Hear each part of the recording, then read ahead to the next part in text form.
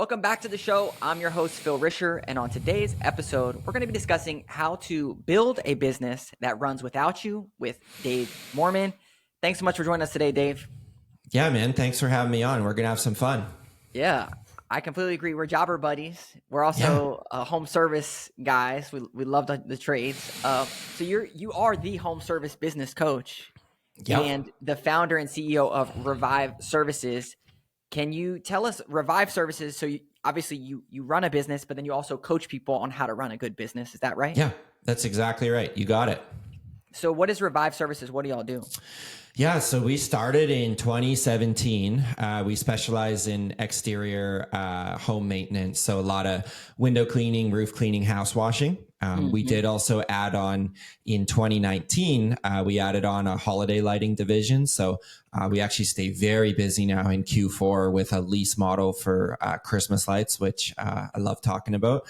Yeah. And then this last year, we added on an exterior painting division as well. So we're kind of a 3-division company. We rebranded from Revive Washing to Revive Services, and we run those 3 divisions now. So yeah, we're turning 8 years old this year. We're a team of 9, and it's been a fun business to be part of.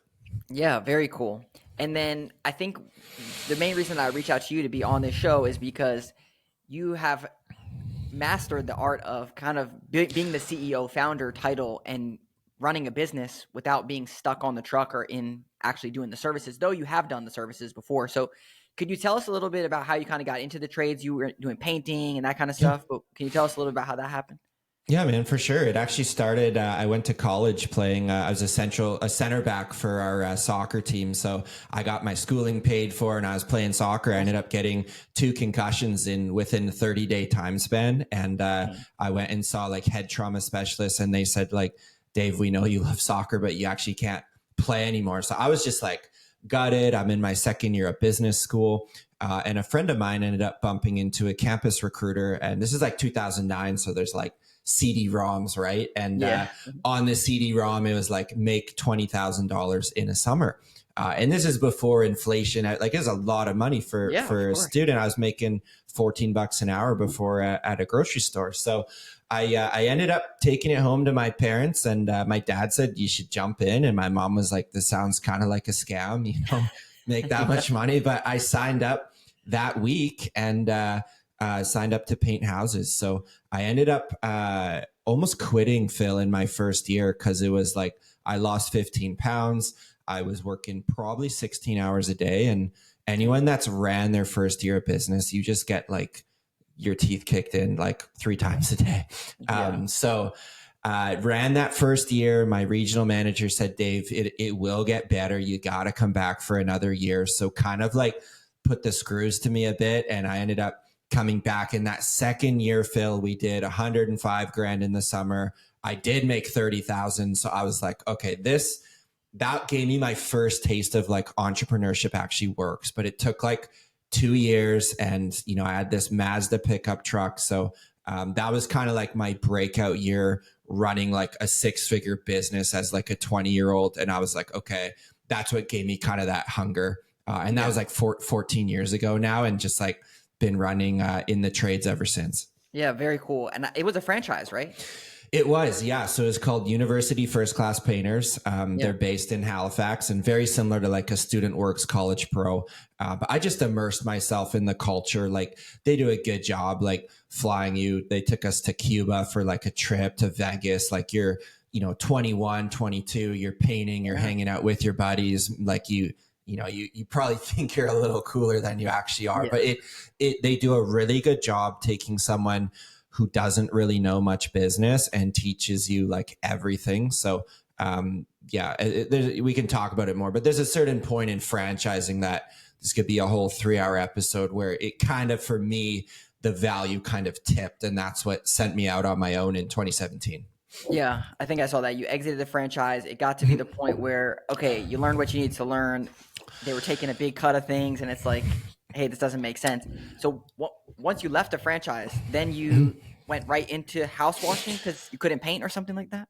Exactly. Yeah. So I had a 2-year non-compete agreement, Mm, and trust me, man, I had friends that are like, yeah, this doesn't hold up in court. Just go and paint on your own, do it. But like ethically, I felt this like I just like can't do that. So I actually started up Revive. I started hustling it on the side. We did mm, 89 grand in the first year, but I actually kept my painting business going for another about 3 years getting Revive off the ground. We went oh, 82 grand, 155. And then when we hit 582, that was enough. I replaced my $120,000 salary I was making with painting.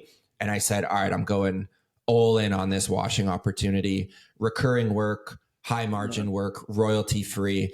And that really gave me the confidence to say, like, cool, my income's replaced. And just to camp on that for a sec, man, I think it's probably the main question that I get is like, when do you know it's time to jump in? And I think in today's economy, you've got to get that income replaced, because if the money's not there in some capacity, let not to mention if you got like a family, like spouse and kids at home, you've got to make sure that income's locked in. And I think Yep. some people are like, they read a little bit too much motivational books of burn the ships. And I'm going like, unless you've done it before, I would definitely say keep your day job, hustle this thing, get to 100K, and then you can start looking at getting in full time. Yeah, I completely agree with you. I tell people all the time, like, do this on the side or figure out another solution. I actually had a unique solution of how I got into it. I was at a company and I pitched him to go and be part time.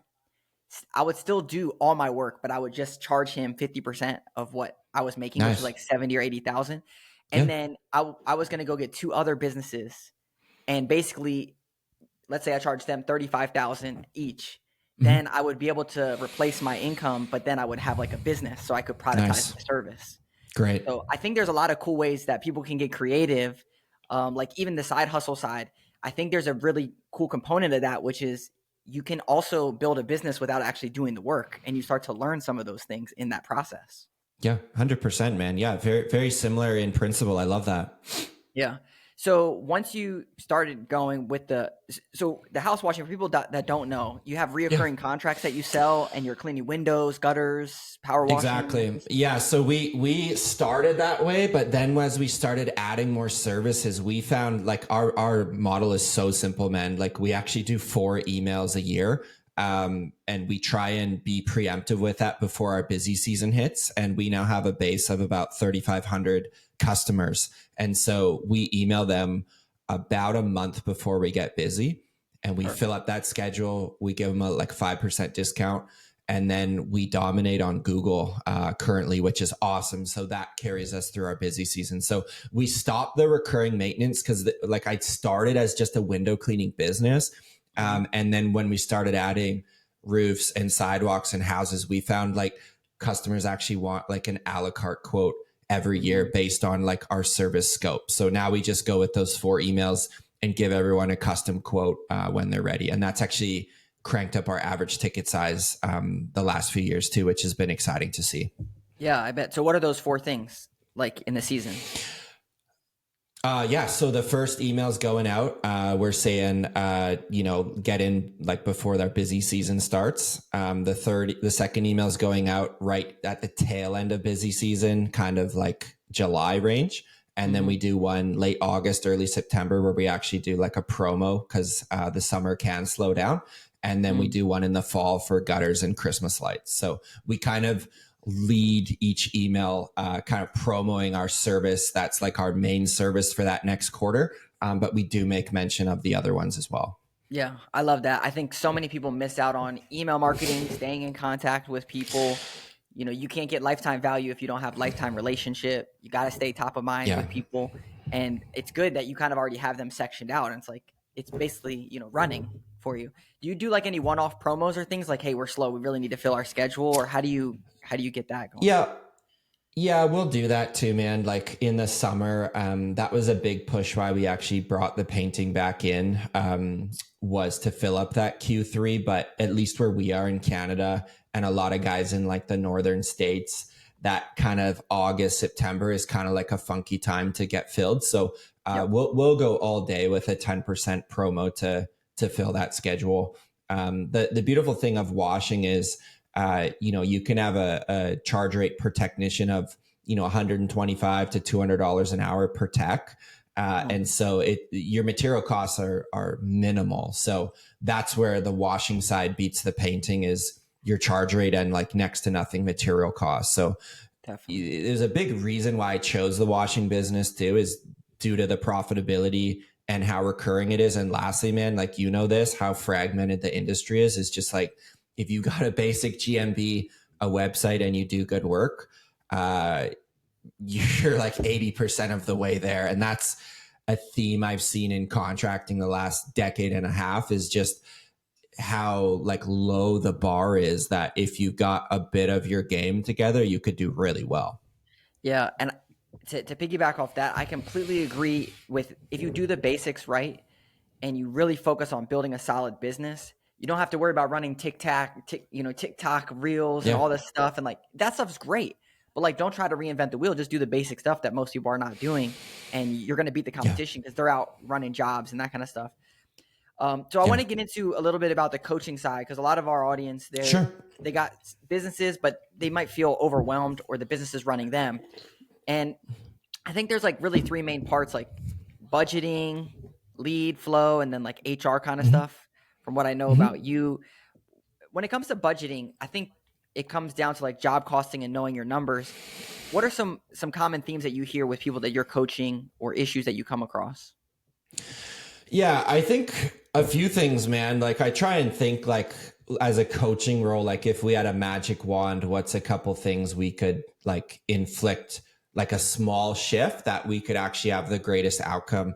And this was actually echoed. I had Cameron Harold on my podcast last month. He was the COO growing 1-800-GOT-JUNK, 2 million to 106. And he's like, I only did a few things in my 6 years at 1-800-GOT-JUNK, but he's like, full stop, mic drop, we raised our prices 40%, because he said what Brian and the team was running, we were busy, we weren't making money. And I'm just like, that's exactly the stuff that I see in these small contracting businesses as well. Maybe it's not 40%, maybe it's 80%, but that's the first biggest lever, I think, that before we go into anything like SEO and paid ads and all the fun stuff, like, if your economic business model like does not work, then there's no point growing and putting more trucks on the road. And I think I could look into a lot of businesses and see, owner operators that have, say, 10 employees and they've grown, but their price book is still that of an owner operator and not of like a CEO entrepreneur. And I think a lot of us start our business like kind of this Robin Hood model of like, oh, like, let's not rip off our customers. And you do your market research and see the top plumbers charging $400 an hour. Well, I'm going to charge $150. It's all fun and games until you start to grow, and you need that income in your account. So I'd say budget wise, man, that's like the first easiest lever is that price raise that I think will make the entire business go round. Yeah, I agree. I saw you have Mike McAllowicz recently on your show. He's been on ours as well. And the thing that really, whenever I talk to clients or business owners, it's like, he says, if you're on the $1 million mark, you got to have 10% for your owner's pay, and like, another 10 or 15, 20% for profit. That right there alone is 30 some percent. Yeah. So it's not just like working for wages, and then you have taxes on top of that, cost of goods. Yeah. I mean, it's kind of like you've got to learn and have a year or 2 or 3, or in some people's case, like 10 years of pain. And like the easiest way, man, people, how much do I pay myself? What about profit? Like, we were taught this from day one in student painting. You don't really care how you set it up. There should be 30 cents on every dollar that is due to the business owner, like pre-tax. So if I'm a family man with 3 kids and I need 150 grand to live and I'm running $1 million business, you're taking 15%. Mike would probably say a little bit high. I would say a little bit high, but if you're showing another 15 points on the bottom line, no issues. Then we have our other avatars we coach. They're 23, young guys, want to backpack through Thailand. They live on $3,500 a month. Your salary might be 4%. Well, great. Then I want to see 26% on the bottom line. So however you dress it up, I've just found that 30% to really be my true north. And the last thing I'll say, man, for profit bleed usually falls in the direct labor category. This is going to vary based on industries, but what I see in lighting, in painting, in washing, in landscaping. I love that 30% direct labor rate. And people will say, you're crazy. I give my crews 50%. That 30% is a sweet spot for scaling up that I like to see to protect that bottom line. And people say, my crew will quit. Well, there's a chance that we're going to have to then be charging more. And that 30% I found has been like a good true north. And that includes, man, labor burdens, paying for Google reviews, like everything. And if you think this is crazy, man, I had a call with a massive franchise for pest control. Mm-hmm. I talked to the CEO. He's like, I just said, I have one question. What's your direct labor? He said, 15%, 1.5. I said, man, is that crazy? And this is a multi-million dollar company. So I think we need to challenge our beliefs for what's possible. And at the end of the day, no one's coaching you to try rip off your clients. We want to make sure that the bottom line's protected so that you, the business owner, can stay in the game. Yeah. And I think initially we have these preconceived notions about ripping off the client or charging too much and stuff. And Tommy Mello, he has a really good saying about this. Like, well, do your competitors, do their kids, are they sending their kids to college? Are they paying for their kids' college? Are they paying for their kids' weddings? Do you offer benefits? Like you charge this amount of money, not so that we just all get rich, but so that way your team, your local, the people that you're supporting can all have a great life as well in your local community. You're not just running around in raggedy old trucks and stuff trying to do work. Yeah. And I think it's easy to say on a podcast, charge more. Like I totally understand you need to charge within like your market constraints. Like for me, Phil, we're in like a fairly affluent market. We're in kind of this Surrey, Langley is the cities where we are in, so we can charge more than say if we were further east out in British Columbia. So you got to be, I think, cognizant of your market. But I do think wherever that market lands, I would work really hard to position your brand as that premium price service provider, so that when people call in, they've already read your stuff on Google and they're going to be expecting like not the cheapest price. So again, it's relative to your industry you're in and your location, but I would try and push and be that top 1-2 spot for pricing. Yeah. Do you have any recommendations on how to set yourself up to be like that premier company or that top tier company? Yeah, I think owners kind of whiff it when they start their business on the brand build out, right? And I understand there's branding agencies that do a good job and can really set the brand from day one. But I think most of us get into the trades with like a pretty average brand and logo. And that gets tough. You can definitely grow an average brand, but I think when you hit year 4, 5, 6, 7 and start getting some traction, that's where really that brand will really come in. So, branding is everything from our uniforms we're wearing to like how nice our trucks look.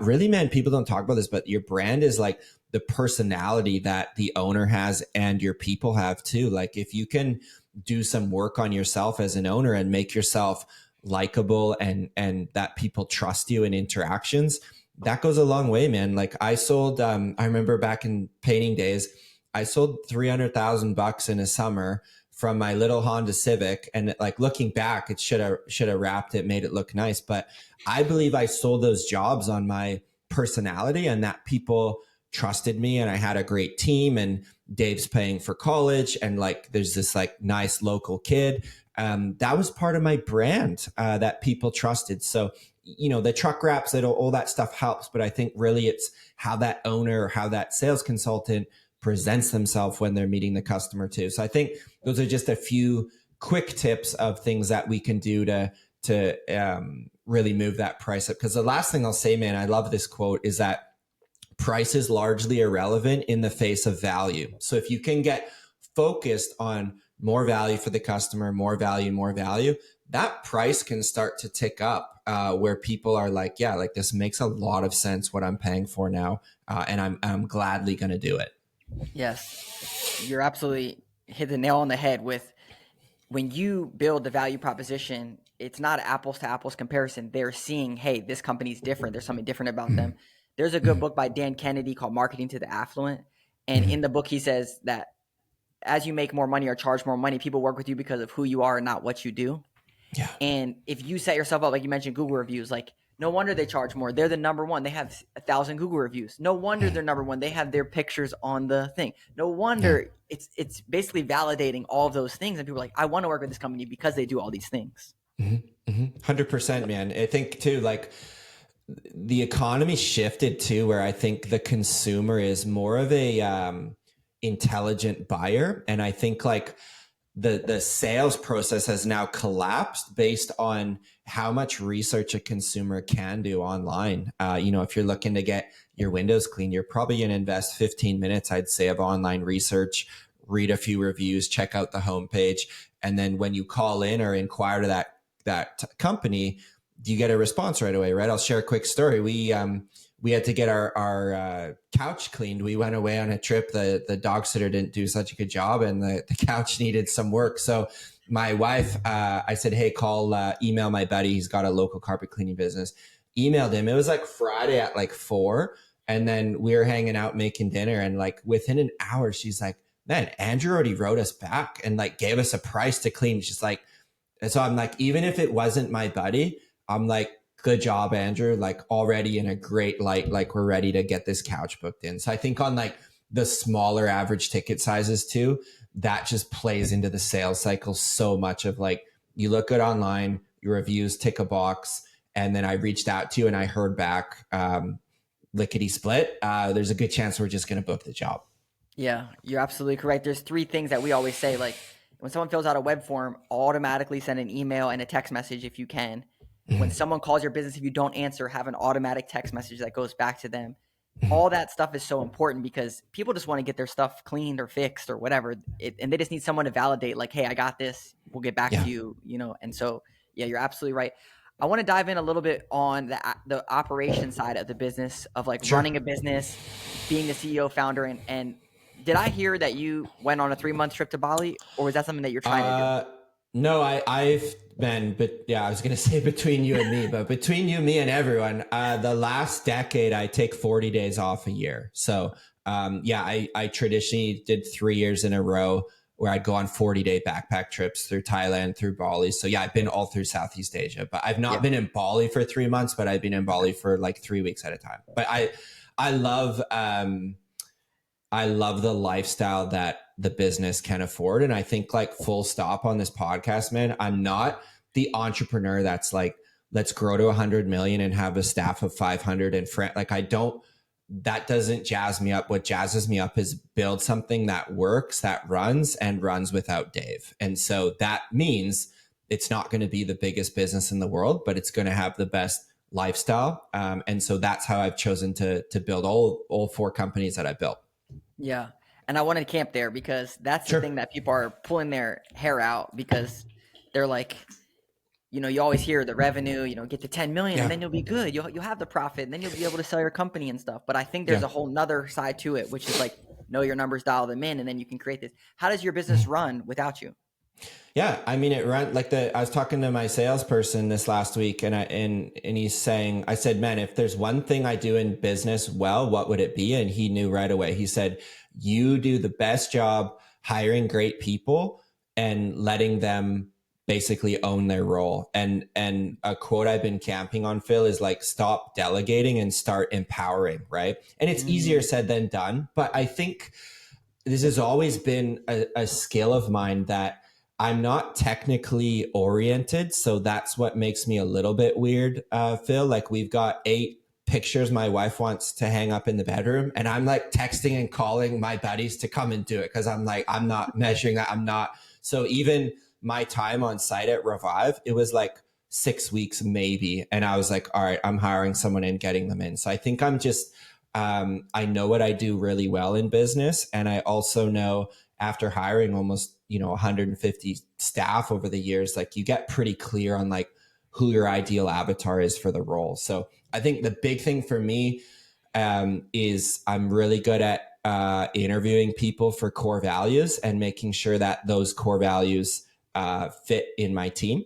But I'll share like our sales consultant with Revive, Katrina. She does like mostly all of our estimates. And I've given her goals that she needs to hit. we have a regular meeting every week to review those goals. And, she's out doing 30 to 40 estimates a week. I'm not having to micromanage and check every estimate. Like if one's a little high, one's a little low, no big deal. So I think naturally my personality is very laid back and chill. And I think it has some negatives to it for sure in business, but I think I'm not a control freak to say like, let me get my nose in every department of the business because I own this. I'm like, no, I'm going to hire people. I'm going to put them in place.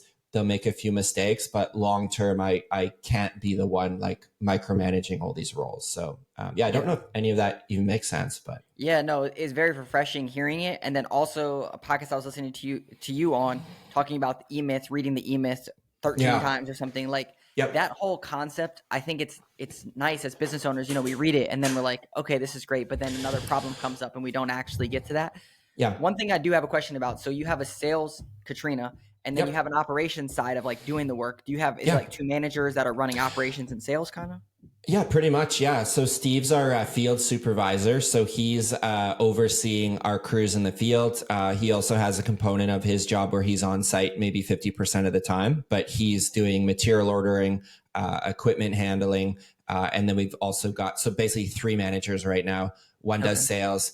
Jacob's in the office running dispatch, scheduling all the estimates. And then Steve's out in the crews and overseeing them. So like between the 3 of them as a triangle, I'm really only handling marketing, which in our business, it's like a fairly minimal spend. And then I'm overseeing finance. And then I also oversee like HR. So right now we need 2 more technicians and that's in my lane. Like, okay, go out and find 2 more technicians. So it's definitely in a role, man. I would say on a busy week, I'm 10 hours a week. And on a slow week, I'm like 4 hours a week. So that's been intentional from the start. And it's been that way for the last 4 years. So it really, I was looking back at my life and I really do business builds in like 4-year sprints. And so once I hit 4 years, I've done it 4 times now. I kind of go and like start like something else. So I love like the startup from nothing. How do we bootstrap this thing? How do we build a team? And then, trusting the team to be running it. But the one thing I will say, man, like it's not perfect. And I think you just need to choose your hard, what you want. The owner operator's hard is they have like terrible lifestyle. They're probably not good at delegating and trusting people. And then the challenge of the entrepreneur who hires and puts trucks on the road like me is text messages of damages, people quitting, employees not getting along, all these things, right? Yeah. And so you've got to choose your heart of like, which model do I actually want to grow? But for me, like income's important, but more important for me is getting my time. And so I was like, okay, I'm capping this thing at 10 hours a week. How can I stay in my zone of genius and how can I have the team run the business? Yeah, I love that. I love it. So you're in the hunt for hiring techs, and you mentioned that you're really good at finding good core values. Do you have any good secrets or things that you've done to help find those things? Yeah, I mean, lots. I don't even know how many interviews I've done, man, like hundreds. I guess a first one, like, do you want me to just explain my hiring process or what do we want to do? Great. I think people would love that. Okay, let's do it. So it starts with a really attractive job ad. So I'm really proud of our job ads.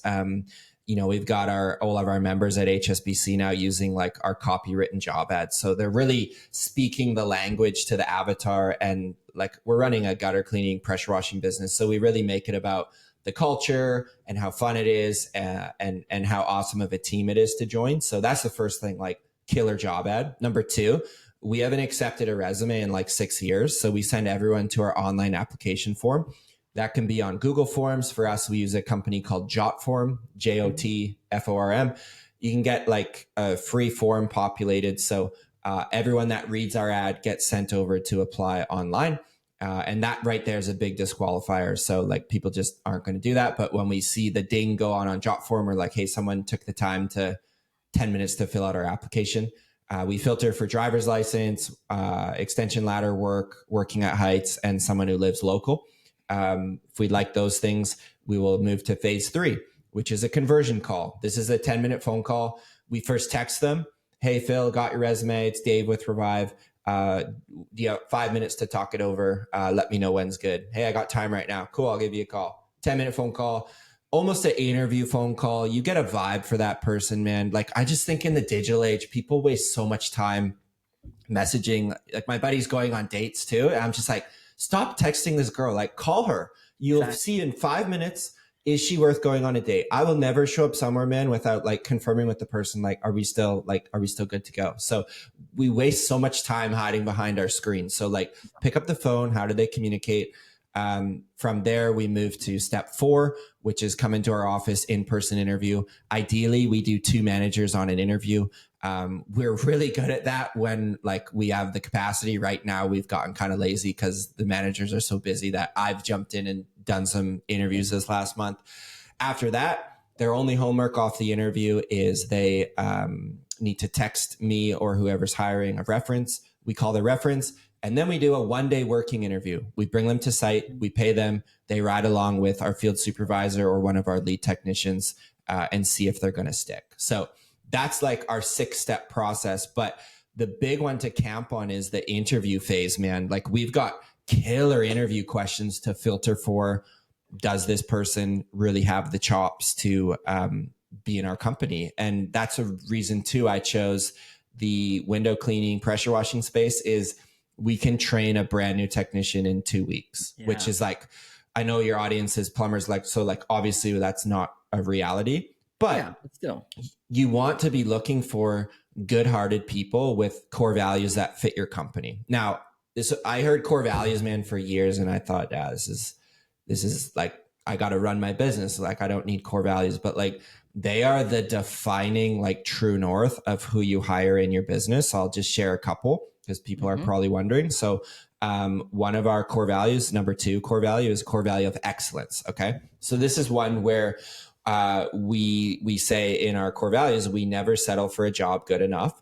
And we aim to provide 10 out of 10 experience. So in my personal life, there's very few things I'm like, let's mail it in. This is good enough. Like, if I'm on an interview with Phil at 9, I'm showing up at 9. If I'm doing this, I'm doing that. So we want that spirit of excellence carried through in our team. So we'll ask our interviewees, like, how have you demonstrated excellence in your personal life?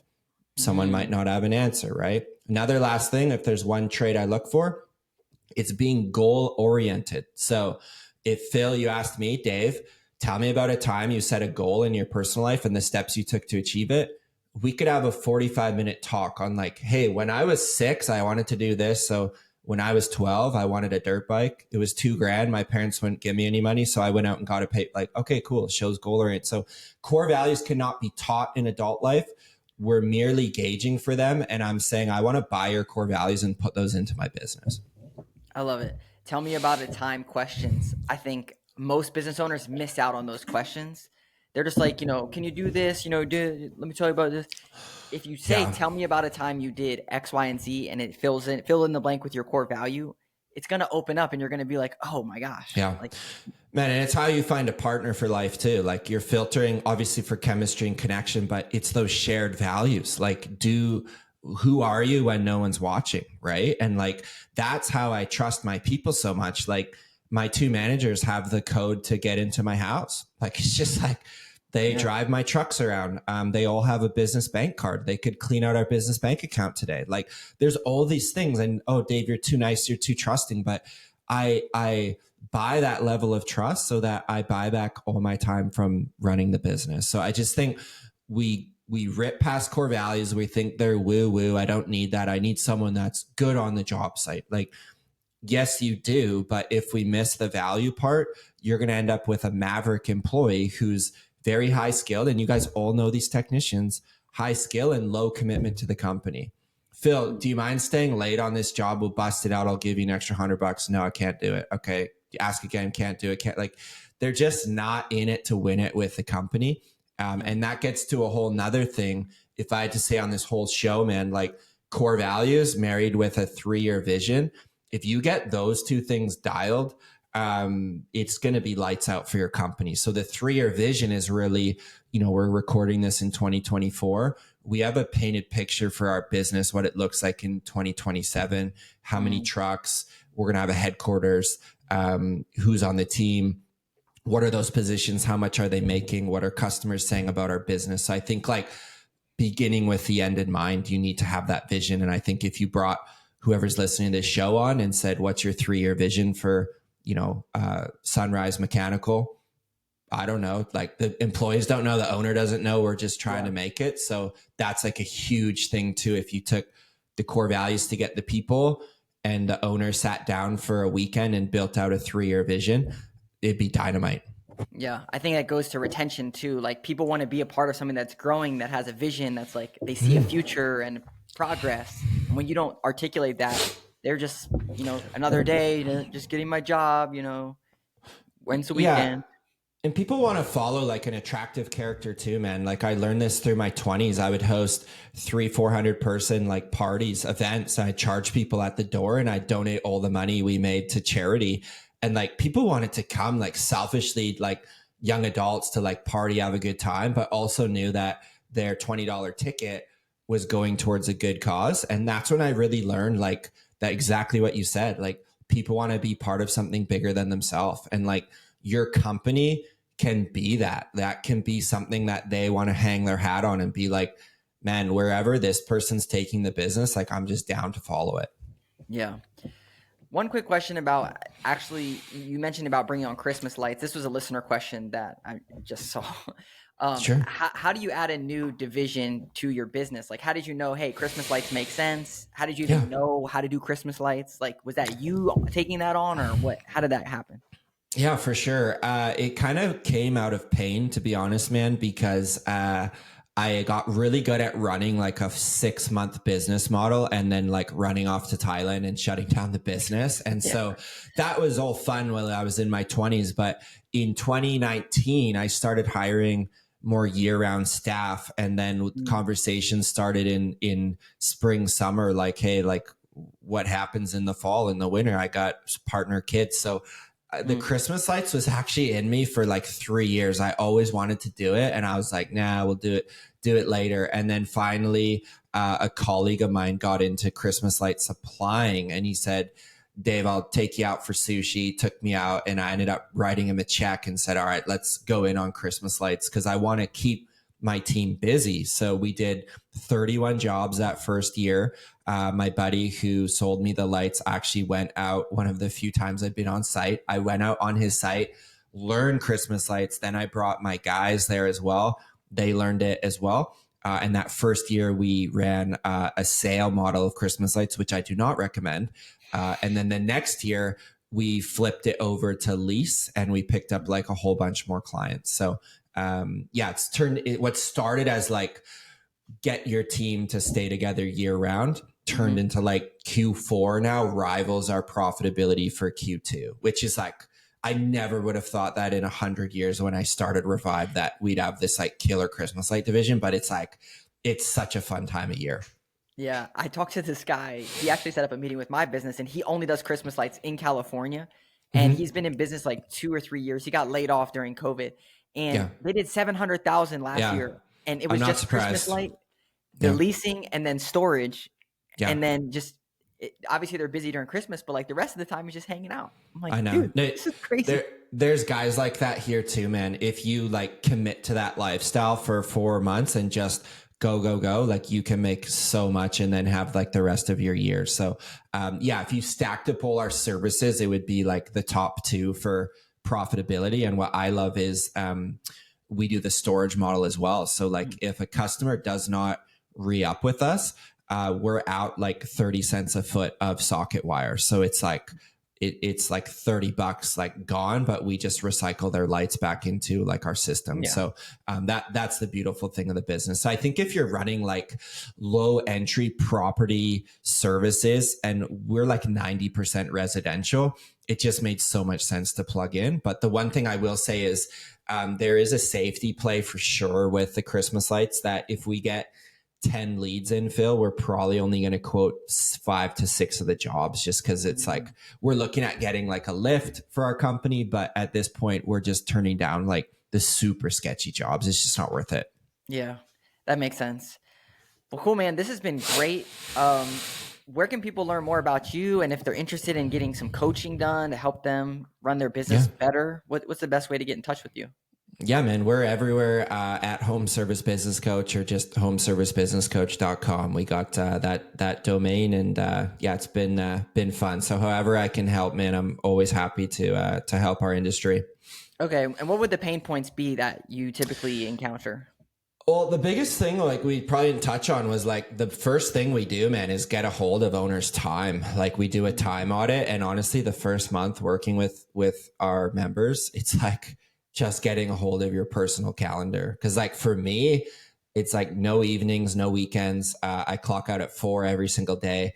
But you know, I've worked longer hours in the past, but Yeah. now it's at a point where it's like I want to have the business and I want to have like that lifestyle too. So I'd say, you know, we really have it in three big categories: is getting more time, getting more income, and freedom from your business. And that's done over like tearing apart their business, starting with like the owner's time. So it's a bit of like an overhaul, which is fun, but it doesn't feel like work to me because it's just like talking to you today felt like Yeah. 5 minutes. Like I'm just like so passionate about the main problems that plague our industry. And it's kind of like owners, I think, Phil, need to change in the next 5 years, or like it's getting harder every year to run a business, not easier. So like you kind of got to listen to your show, figure out their marketing, get a handle of their time, and also hiring. So there's a lot of skill sets you got to learn, but no better time to start than now.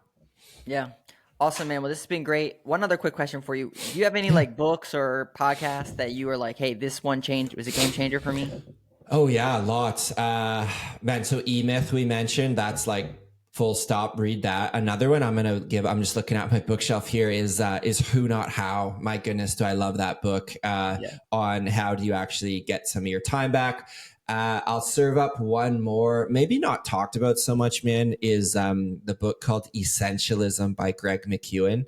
That is a book all around he talks about deciphering the trivial many from the vital few, which is like Mm. you're going to get a lot of opportunities, things flying at you. Get good at saying no so you can say yes to like, and he shows you in the book like how to do that. So that's been like Wow. a true north for me on my time to get a hold of. So yeah, E-Myth, Who Not How, and Essentialism, and quite honestly, I'd go like in that order as well. Okay, very cool. I never read Essentialism, so I'm gonna get Oh, that. you're gonna like it, man. Yeah, it's a good one. Awesome. All right, Dave. Well, thanks, man.